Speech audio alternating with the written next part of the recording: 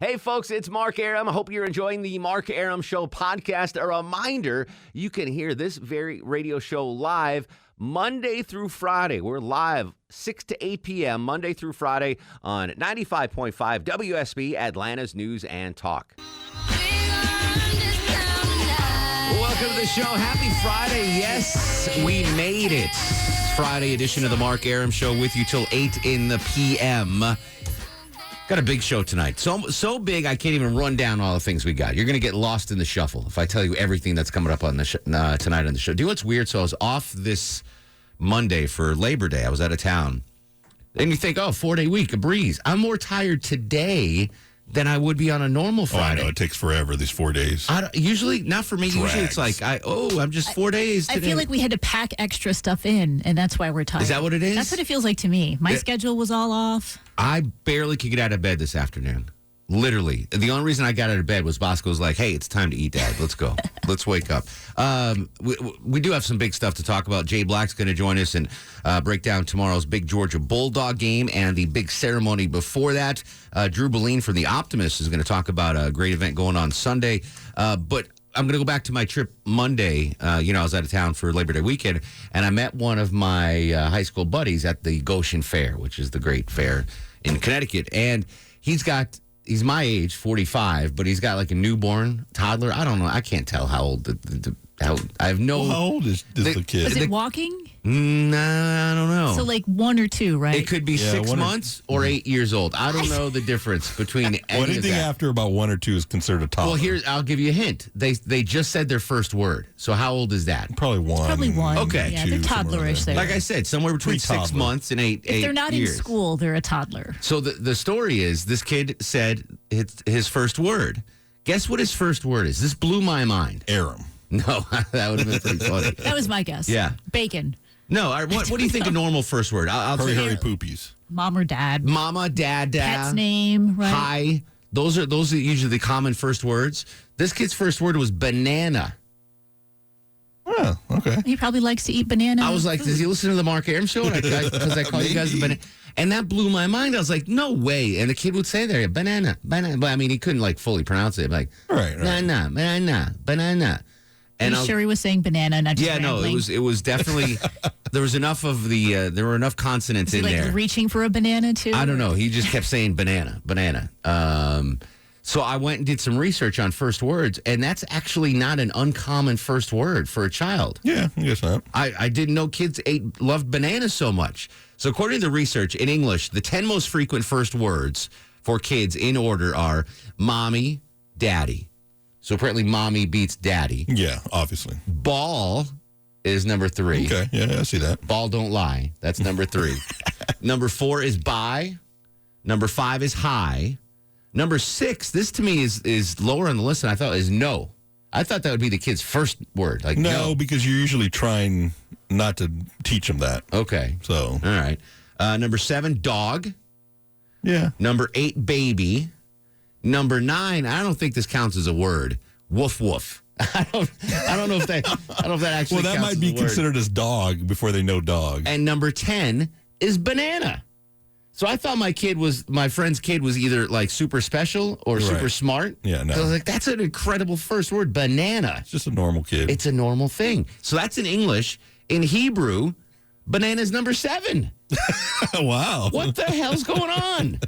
And in Hindi, banana's number 9. Wow. I know it's not in Spanish.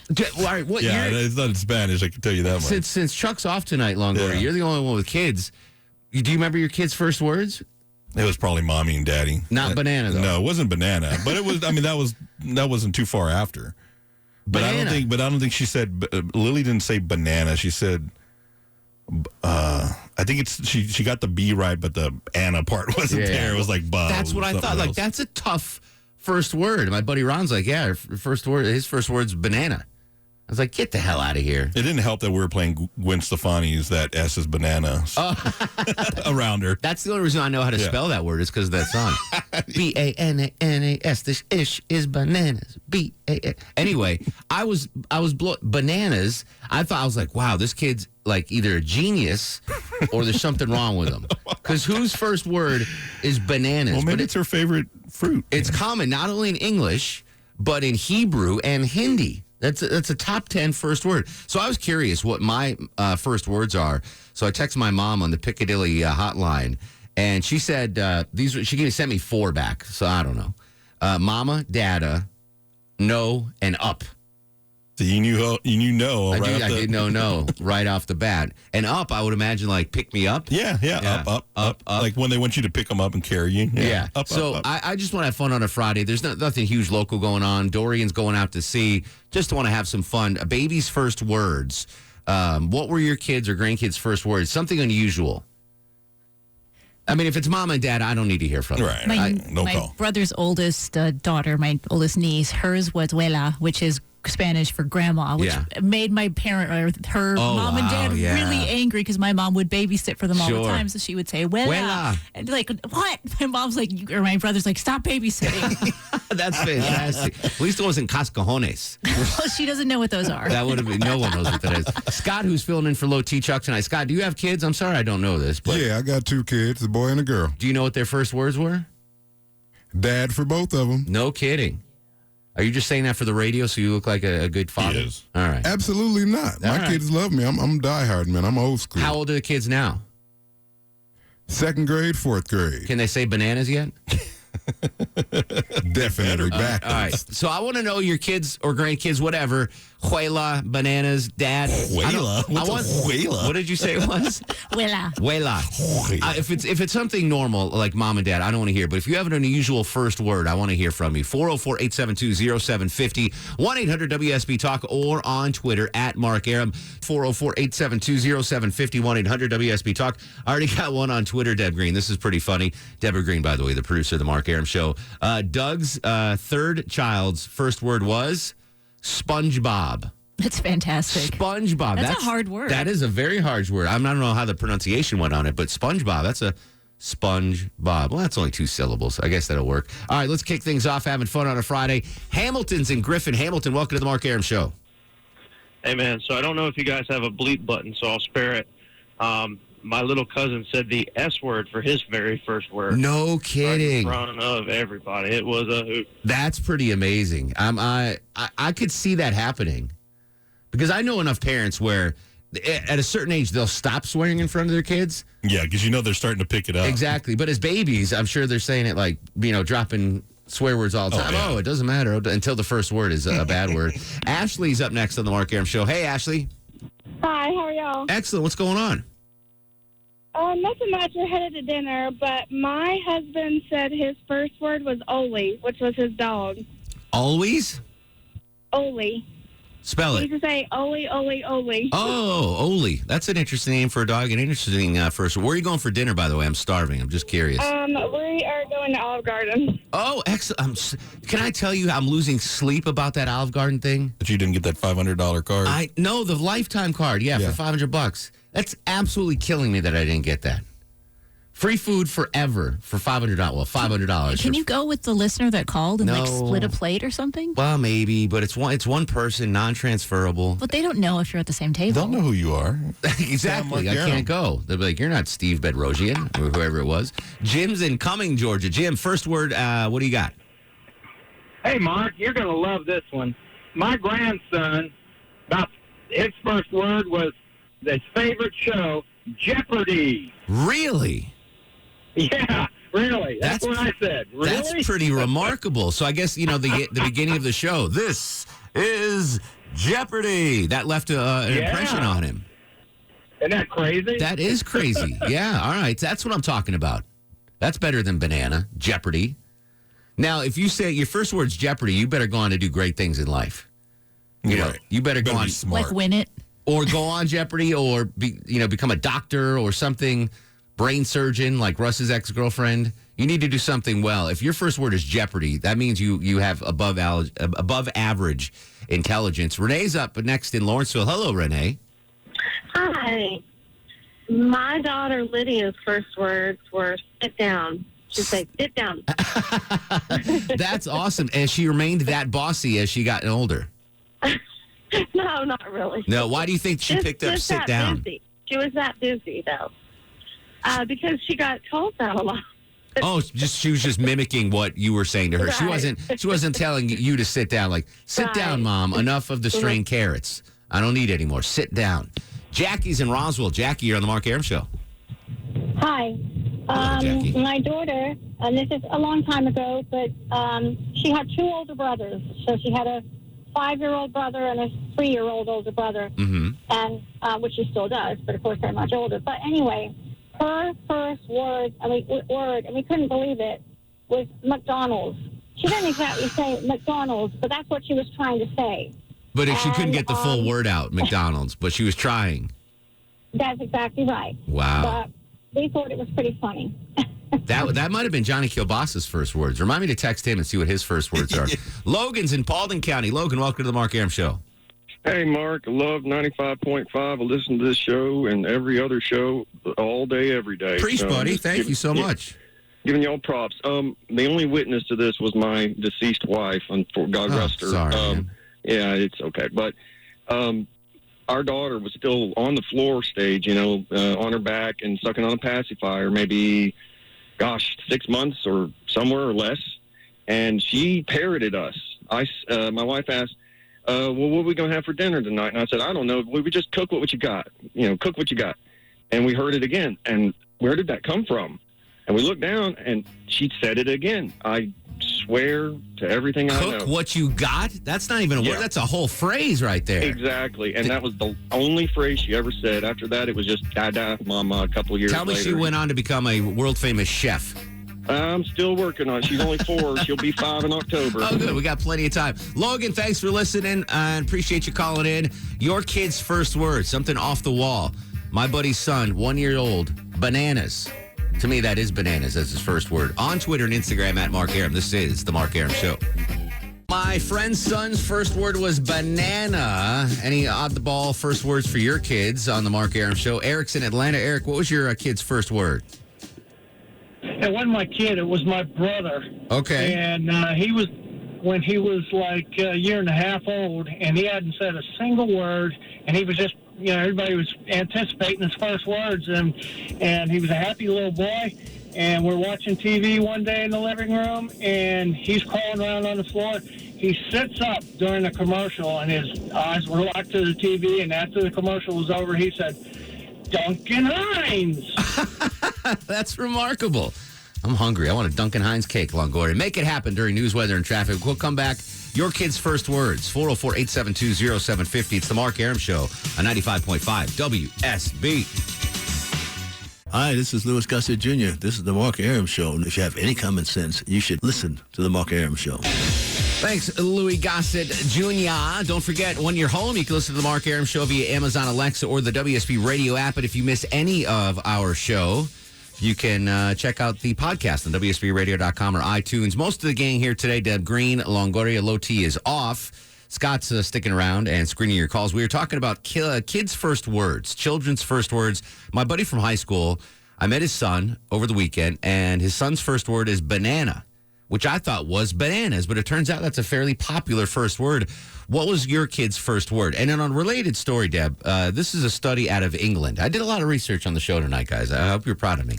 Deb had nothing to do with any of these stories, unfortunately. I was putting audio together. Exactly. So the story, it was a study out of England, and they're suggesting that parents stop using, made-up terms for body parts with their kids and physical so when I was a kid, when I went to the bathroom number 2, we called it a duty. Sure. Yeah. Right. And if I broke wind, it was a fuffy. The way you have these pet words. Yeah. Duty, ours is toot. Toot, exactly.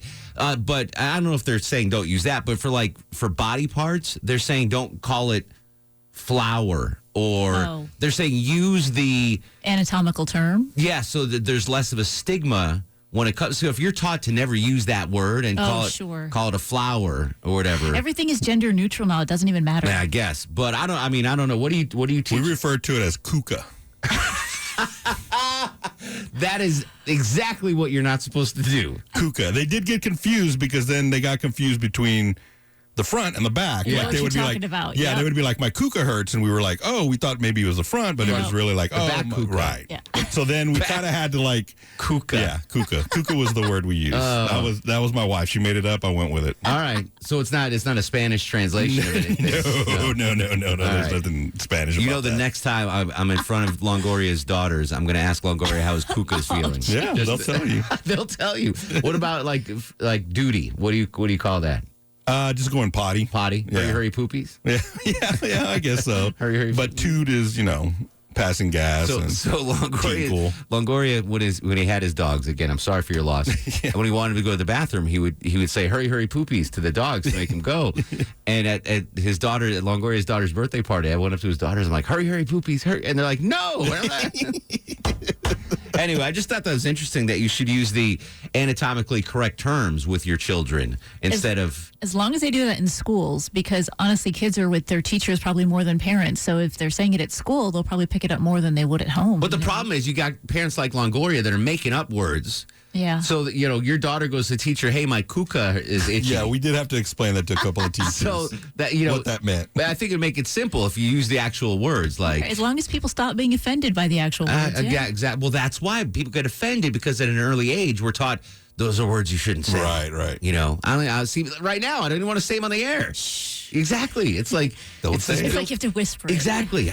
I don't want to say it.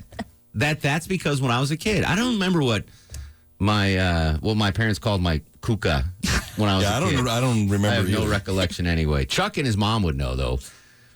Remember that story? Yeah, we'll do that again. All right, so what was your kid's first word? Not to change subject. Steve's in Ackworth. Steve, what was your kid's first words? Hey, buddy. My kid's first word was Agassi, as in Andre Agassi.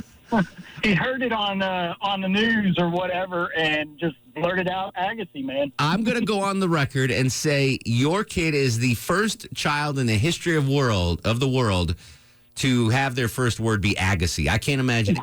Even Agassi's kids wouldn't have Agassi as a first word. That's pretty remarkable. Pepper's in Marietta. Pepper, welcome to the show.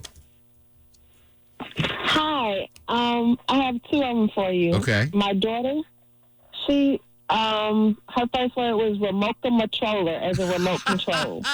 That's she just awesome. ran it all the way together. So even at this age of 8, she only gets 4 hours of TV a Remote week. Because I'm controller. like, oh my God, idiot box. That's fantastic. And my son was Melvin, which is his granddaddy's name, but nobody calls him Melvin except for his wife, Mama, because everybody calls him Big Daddy.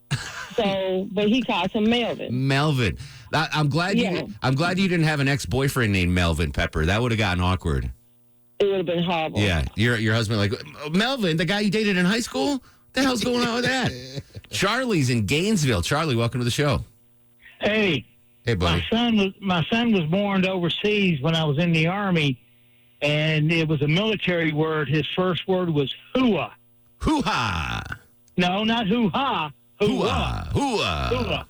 That was his first, and it just ticked my ex-wife off to no means. Now, if you are from Brooklyn or Staten Island or the Bronx or Queens, hoo-ah is not a good word.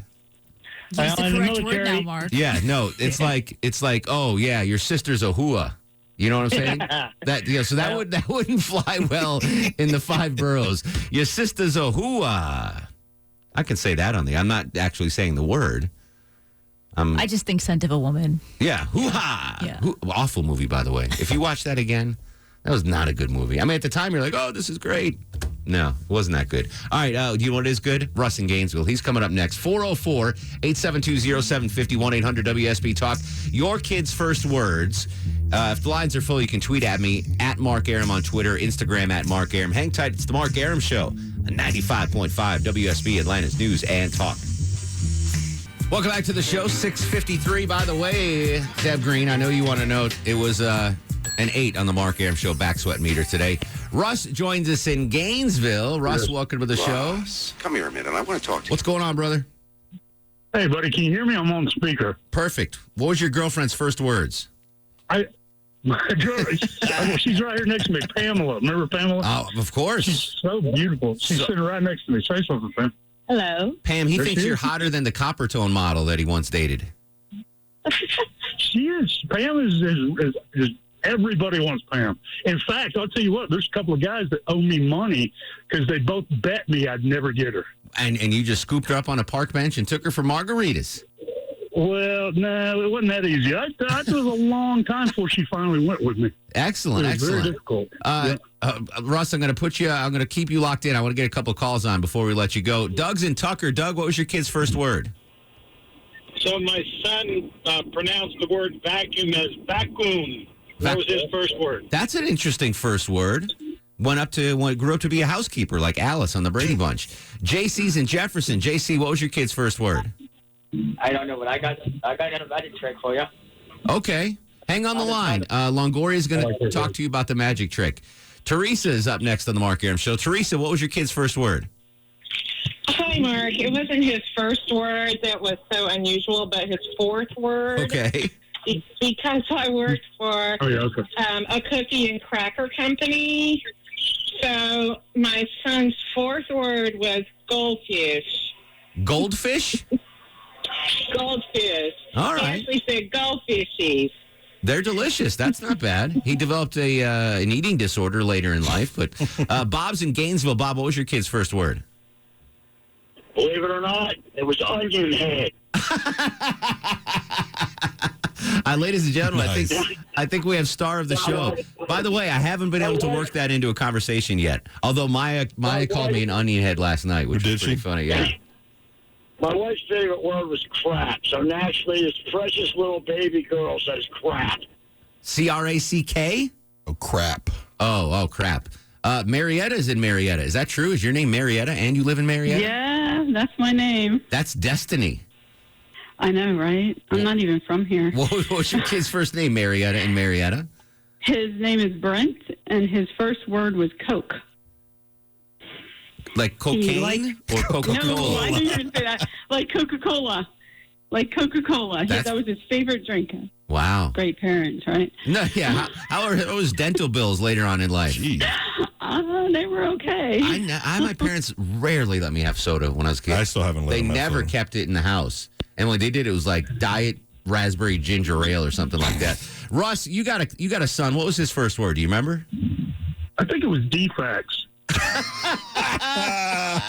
What are you and Pamela doing this weekend? You got any big plans?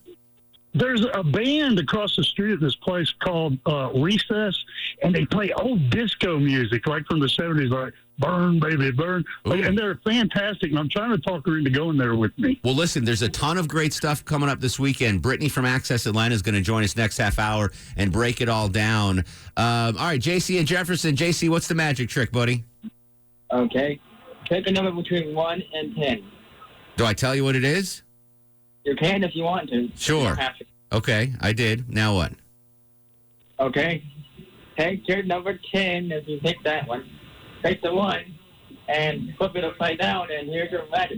Boom, there's your 10. You're exactly right. Good job, JC.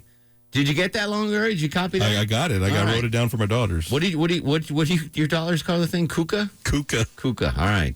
That one got me right in the kuka. He got me on that one. He did get you right in the kuka. Right in the kuka. All right, coming up after news, weather, and traffic, Jay Black, WSB Radio Sports Director. Not fake Jay Black from the Yvonne Hessler Show, but the real Jay Black's going to join us.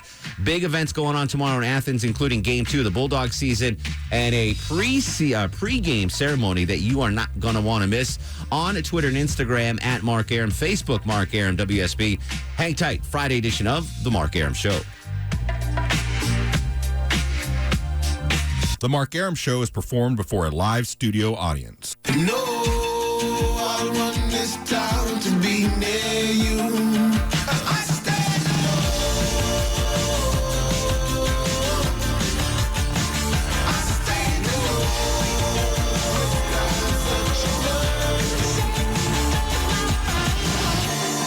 Welcome back to the show and a good Friday Eve to you. Mark Arum here, you there. This is the Mark Arum Show, heard Monday through Friday, 6 to 8 p.m. on 95.5 WSB, Atlanta's News and Talk.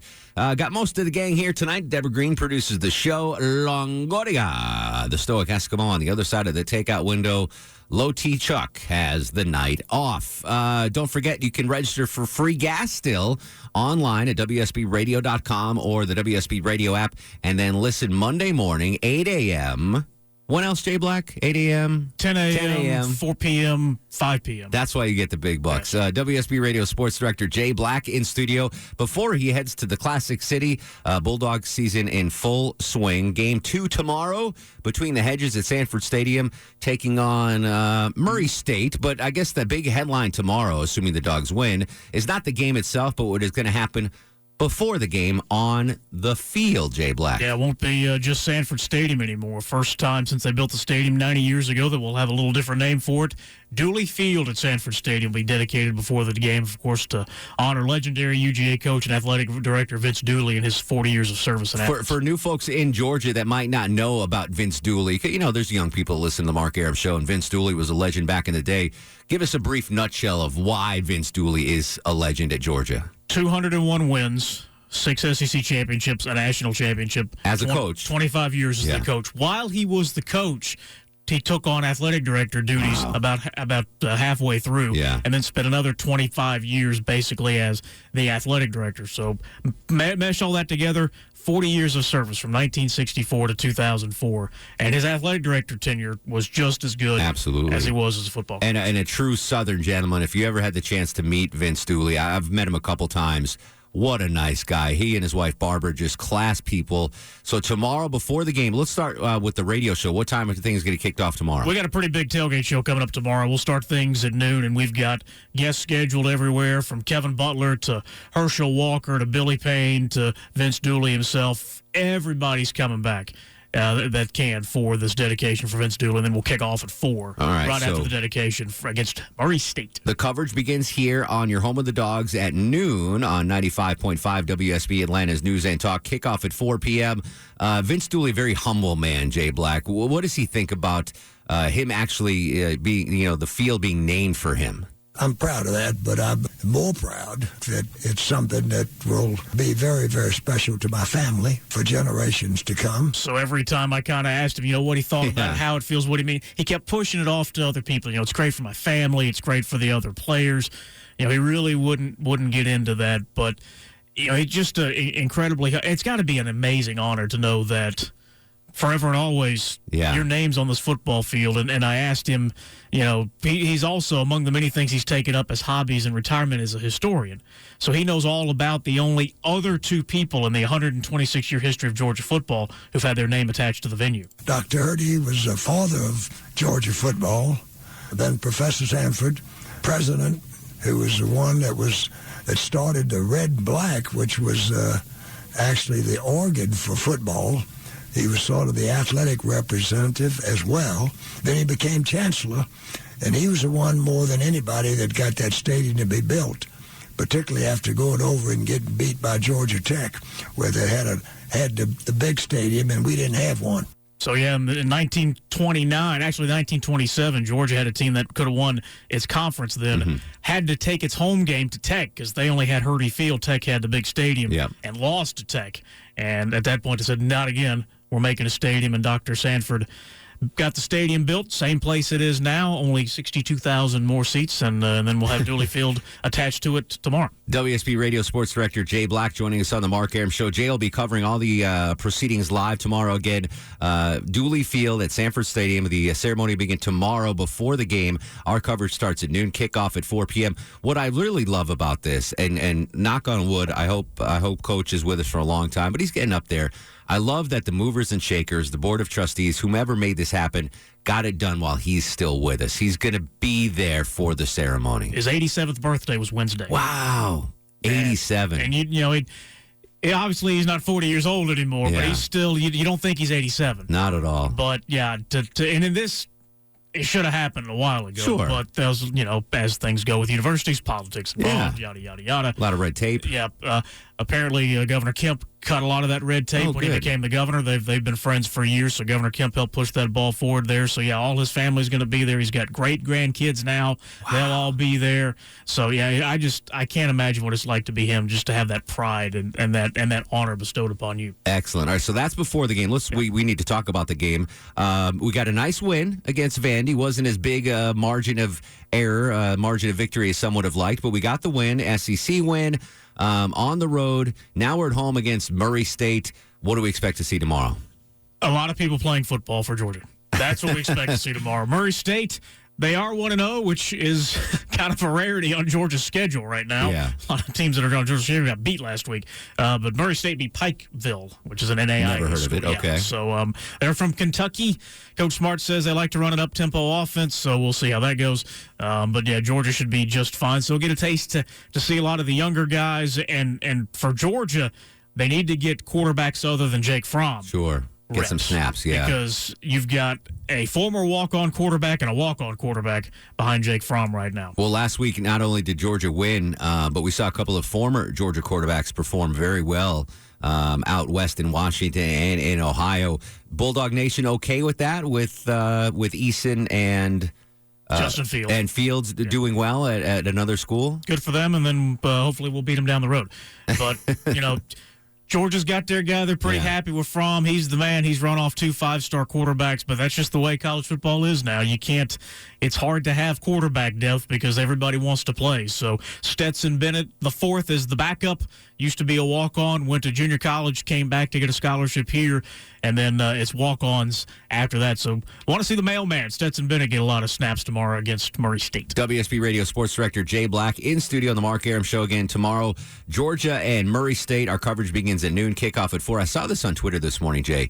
The average NFL offensive lineman weighs 214.8 pounds, okay? 314.8 pounds, sorry. 314 point. That's a big fella. That's a big dude. Every Georgia starting offensive lineman weighs more than 314.8 pounds. Andrew Thomas, 320. Solomon Kinley, 335. Trey Hill, 330. Cade Mays, 318. Isaiah Wilson, 304. Those are some big dogs. And the second string is bigger than the average too. You see a guy like Ben Cleveland who's been competing for the right guard. So I was like, man, this guy's enormous. Just look at the one next to him. Man, this guy's enormous. Isaiah Wilson's 6'7", 350, but they're not fat. Yeah, they're just humongous athletes. I talked to Andrew Thomas. I wish somebody had taken a picture of this at the SEC Media Day. Me on a step stool trying to get up to Georgia's first-round pick at tackle. It's like there's no fat on these guys. They're just big and athletic, and the offensive line is just fantastic and deep. Do you know what's also massive? Our coverage of the Georgia Bulldogs. It's going to begin tomorrow at noon, kickoff at 4. Dogs and Murray State, and, of course, the pregame festivities honoring the legendary coach Vince Dooley. And on the WSB Radio app now. If you missed it last week, exactly. You can stream the football game on the app. You can stream it on Amazon Alexa. Just say play WSB. As long as you're in the Metro Atlanta area, we'll have Georgia football covered for you on all platforms. Bring us home a W, Jay. Will do. 2-0. From Jay Black to Brittany Tannenbaum from Accessatl. You don't get that anywhere else but on the Mark Arum Show. Folks, happy Friday, Britt. How are you, my friend? Happy Friday. It is Shabbat. It is Shabbat Shalom to you. We're feeling good. We are feeling good. And this is a huge weekend in Atlanta. We've got the One Fest, the Music Fest in Centennial Olympic Park. The Braves are in town. Yes. Trying to wrap up the NL East. What else is cooking this town? Yes, we have got the Bourbon Festival going on at City Winery. Are you a bourbon guy? I'm more of a Scotch guy, but I'll drink bourbon. Okay. It's a little too sweet for my taste, but I'll drink it if you give it to me. I'll drink it on the rocks. And it doesn't really give me a hangover. Nice. Which is like, what else do you want in life when you're 33 and can drink something that doesn't give you a hangover? So they will have 50 different kinds of bourbon and whiskey options. Okay. Cocktails, wine, and beer. So it's not really just a bourbon festival. It's kind of just an alcohol festival. And so they'll have live music. Tickets for that are $75 day of event. If you are looking for something a little more into the car and auto scene, we've got the Atlanta British Car Fair. Wow. And that is going down in downtown Norcross. It's just going to be everything from cars, motorcycles, people, and all things British. It's a free event. So if you're not looking to spend some dough, go and check out some British cars, all British kind of things. Beautiful. This is more up your alley as well. The Korean Barbecue Festival. Oh. Do you like Korean barbecue? I went for my first time in Vegas a couple months ago. How'd you like it? I enjoyed it. It was a cool Do you like experience. the whole process? Yeah, it was very cool. Because you got to do a lot of work. Well, that's what I thought. They did it all for us. Oh, they did? Yeah, we must have been in a fancy place because I thought I was going to have to cook my own food, but they did it all for us. It was Right. pretty I crazy. kind of enjoy that process, like when Yeah. they give you the raw meat. And you remember Dante's Down the back hatch? in the Yeah. back in the day? I love going there for my birthday, and I feel like you would do, what was that, fondue? Fondue. I was there for the last night they were open. I love that place. Dante's. Why they just weren't? Well, the real estate was too expensive. They sold it. They made millions selling the location. There's a high rise there now. Got it. So when is that? When is that? The So Korean Barbecue Festival is on the 7th, and it is at Blackburn Park in Brookhaven. All right, that's So, Saturday. yes. I got to throw in a plug Yeah. for Sunday. I am judging the Atlanta Kosher Barbecue Festival. Oh boy! Yes, exactly. What temple is that at? It's in Sandy Springs Uh-huh. at 1 Galambos Way. Okay. I'll be there early. But yeah, I'm pretty excited. So I'm the celebrity judge at the Atlanta Kosher Barbecue Festival. I love that. This Sunday in Sandy Springs. So if you're up and about Sunday, Yeah. come in and I'll hook you up with some kosher brisket or something, maybe, perhaps. So is it different restaurants that are kind of doing this, or I don't really know all the details yet. You're like, there's gonna be food, and I will be eating, and Yes. I'll be judging. Yes, so that's gonna. I'm pretty excited about this. So, That's awesome.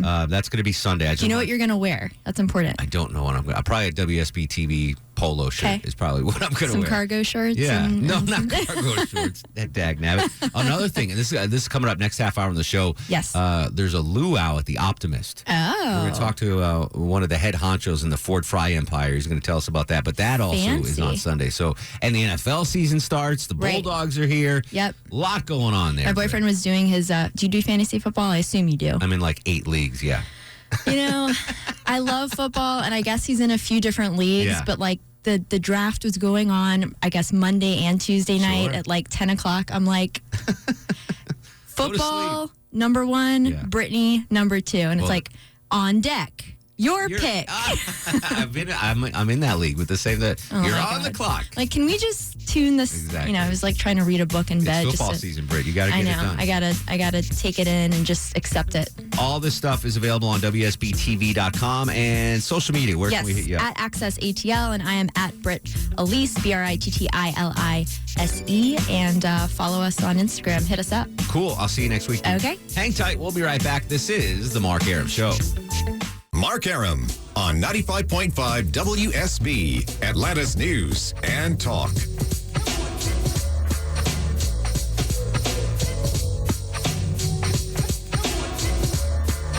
All right, welcome back to the show. As always, we thank Brittany Tannenbaum from Access Atlanta breaking down the amazing events going on in our amazing city. We've got to time that just right, Longoria, because we can't have Jay Black and Brittany in the studio at the same time. Uh-oh. So it's kind of like a magician. We whisk Jay Black out of Like the a studio revolving door? and bring Brittany in because it'd just be too awkward.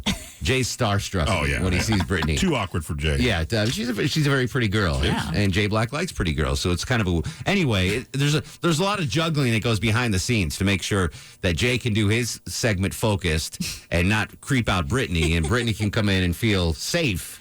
A safe place here. on the Just Mark have a Arum safe Show. room, right? Yeah, a safe room, exactly. you. A safe word. What was the word you taught your daughters? Kuka. Kuka. That's her safe word? Someone on Facebook says that's a bad word in Spanish, by the way. Really? I don't know. think so. If it is, it's fake. Yeah. If it is, you have to bleep this out on the podcast. I guess so. I've never Kuka. heard it.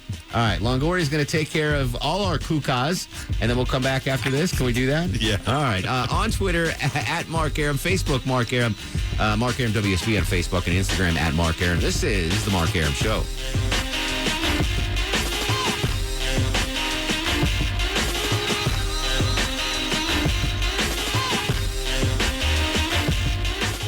Hey there, this is Patrick Warburton, and you are listening to The Mark Arum Show. Who, by the way, stole my Jesus fish. He packed in the animals 2 by 2, ox, a camel, and a kangaroo. Packed him in that ox so tight, I couldn't get no sleep that night. Rolling Stones, Shep and Ham, tell them about that master plan. Oh, my Lord, Lord, Lord. listeners of the Mark Arum Show know my life revolves around food, so I'm always happy to help out the culinary community in Metro Atlanta. Joining us on the show tonight, the Vice President of Culinary for the Rocket Farm Restaurant Group, a.k.a.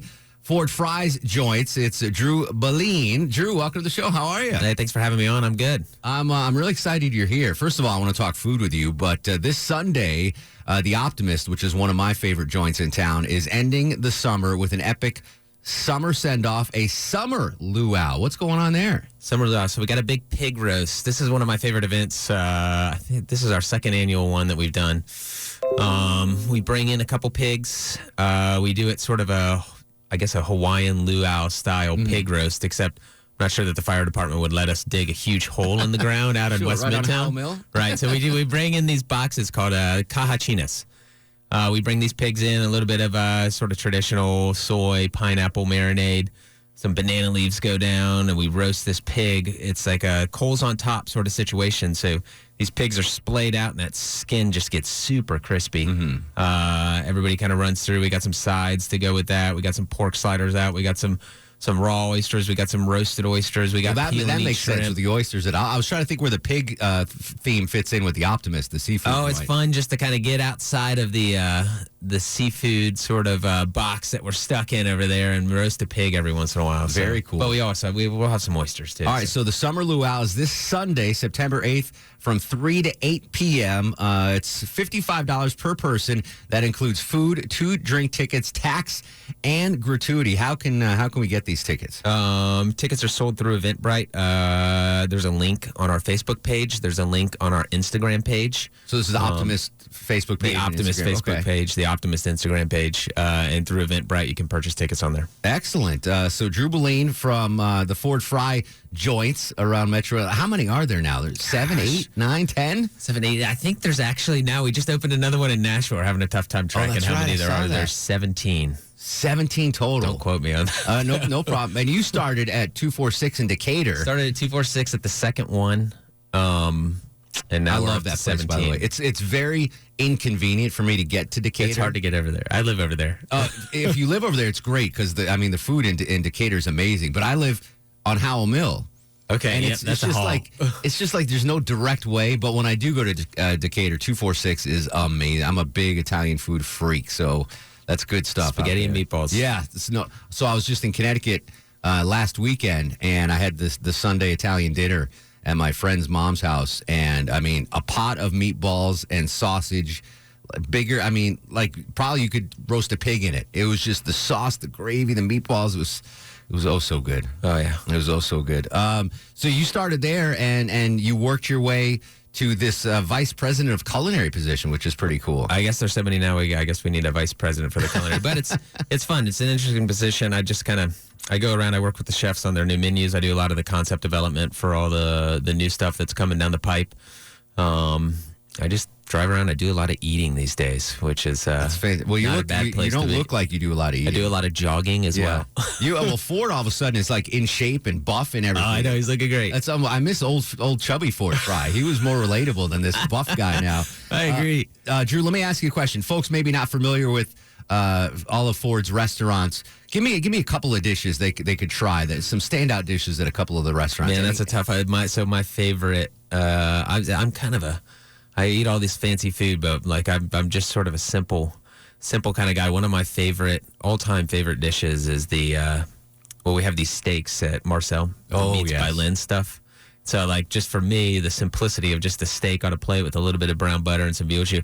But my favorite one is we have this dry-aged ribeye, bone-in at Marcel. I get that with a little bit of the Palms puree on the side or the Palms Dauphinois. Yeah. And that's just it for me. Do you know what I had? I'm not going to say the best meal. The most memorable meal I had at Marcel was, I think it was over the holidays and around Christmas. I had the veal parm. Oh, yeah. Oh, my good. I mean, it could feed a small village for a week or me for a day and a half. It was a monster piece of veal. It was amazing. It's the veal chop. We take the veal chop, we pound it out thin.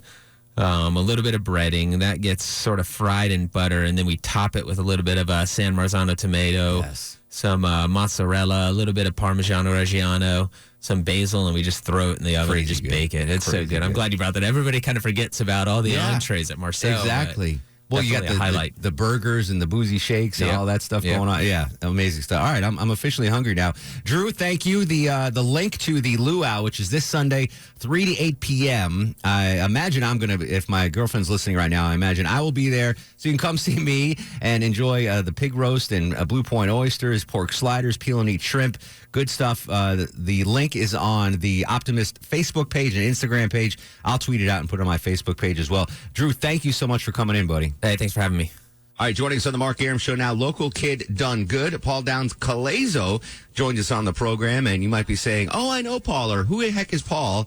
Well, Paul is a writer and director, and he's making his directorial debut with this year's Sundance breakout, Brittany Runs a Marathon. Huge reviews on this movie. Paul, welcome to the program. How are you, buddy? Good. Thanks for having me. So I got to start. Where in Atlanta are you from? Where are your roots buried? Alpharetta, Johns Creek area. I went to Chattahoochee High School. Oh, excellent. The Hooch. And, Atlanta's kind of turned into the Hollywood of the South. I'm assuming you caught the bug before we became, the film mecca down here, right? You guys really have. I graduated in 2003 and moved to New York, and I haven't moved back, but I'm dying to get down here again. Well, hopefully you'll be here on September 6th when the movie premieres in Atlanta. If not, tell the folks about the movie and how we can see it. Yeah, it's a story about my friend who I lived with in my 20s, whose real name is Brittany. It's a different character than she is, but it's inspired by her. And it's about a woman who's, trying to find her footing in life. She's a bit of a party girl, and she's trying to, not fall behind in life and catch up with everyone else. And she has to figure out how to do that for herself. And she doesn't really have any prospects for anything for her to be proud of right now. So she starts by running one block, and then the next day 2. And then she sets a goal for running the New York City Marathon. And we sort of follow her journey as she does that. Paul Downs Calazo joined us on the Mark Arum Show. The movie is Brittany Runs a Marathon in Atlanta on September 6th. So my brother makes movies as well, and getting into Sundance, that's huge. How did that occur? That was sort of a dream come true situation. We applied. A lot of films apply, thousands and thousands, and I knew it was a time for us to start hearing if we were going to start hearing. And I had gotten a phone call that somebody from Sundance was calling people looking for my phone number, which feels like a hilarious way yeah, exactly. for the biggest festival to try to get a hold of you. And so I had leashed up my dog on my house in Long Island, and I sort of just set down the leash and sat at my desk and waited for my phone to ring for about 20 minutes. And it rang, and we premiered in January there, and we won the audience award. It was a crazy, incredible experience, but people were laughing really hard and then really emotional at the end of the movie. So, we hope that the rest of America would have that response. How did Amazon get involved? Because I'm told Amazon picked up the film, and that's how we're going to see it here in Atlanta on September 6th.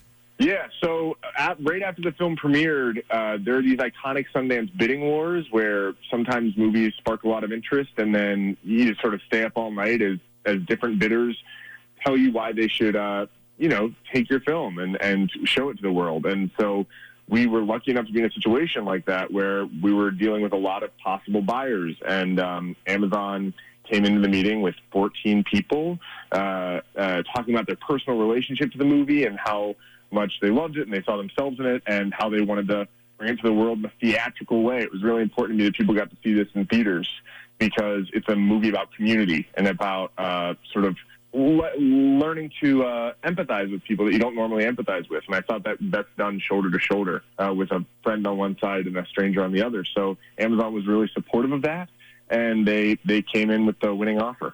Excellent. Congrats, Paul. Paul Downs Calazo, Chattahoochee High grad, doing well in the movie business, which is a tough thing to do. He's a writer and a director. The film will be in Atlanta on September 6th. Will you be down here, Paul? Are you going to be able to make it down? I'm finding out right now. I've been all over this country trying to promote this thing, but my hope is to get down there. Excellent. And if folks want to know more about you and this movie, where can we find you online, social media, and all that good stuff? PDC NYC. But if you go to a showing in Atlanta, there's a good chance my mom will be at that theater. So say hi to Stacey. I was gonna say how proud are your parents about this? This is pretty huge. They're really. I mean, they're excited. They saw it in Sundance, and they're seeing it multiple times in theaters.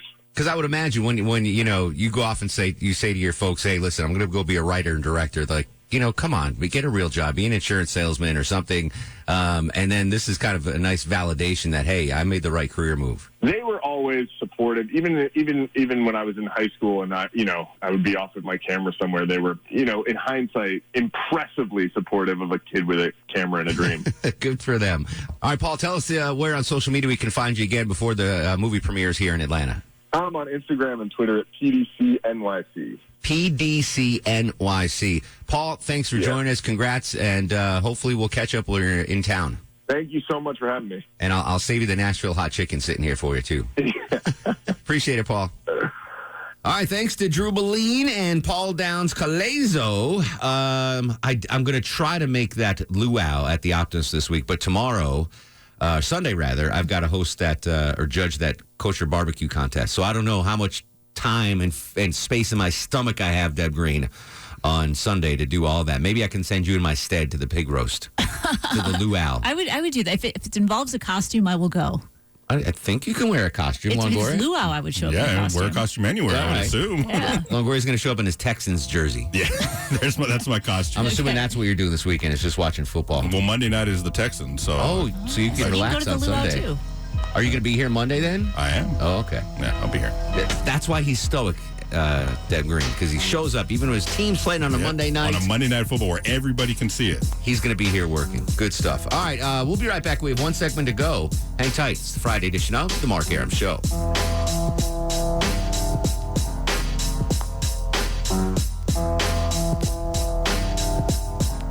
Mark Arum on 95.5 WSB, Atlanta's News and Talk. Welcome back. Final segment of the Mark Arum Show. Fun show tonight. Thanks, as always, to Jay Black, the angry one. Brittany from Accessatl Atlanta, telling us about all the amazing stuff going on this weekend. Drew Boleen from Ford Fry's Restaurant Empire, and local filmmaker Paul Downs Calazo. Don't forget, you can see his movie here in Atlanta now. Brittany runs a marathon. But it is time, Longoria, my stoic friend, to do Star of the Show. And now, are you guys ready for the Mark Arum Star of the Show? Well, it's not Low T, because he's been MIA the last 2 days. True. We were told not to take any more vacation until Thanksgiving. That's what I was told. He's taken 9 days so far. 9 times. I'll give it to you guys. You guys show. Oh, and Scott. Yeah. Longoria, Scott, Deb Green, all getting Star of the Show. Nice. Good job, buddy. Good job. All right, we got a full week of shows next week. We got amazing stuff lined up. So you don't want to miss it. And you can listen to the podcast 24/7 on WSBRadio.com, iTunes, or SoundCloud, and the WSB Radio app on demand. I will continue the conversation throughout the weekend on Twitter and Instagram at Mark Arum, Facebook Mark Arum WSB. In the meantime, go to sleep, little baby. Guests of the Mark Arum Show stay at the All Suite Omni Hotel, located in the heart of Chicago's Magnificent Mile.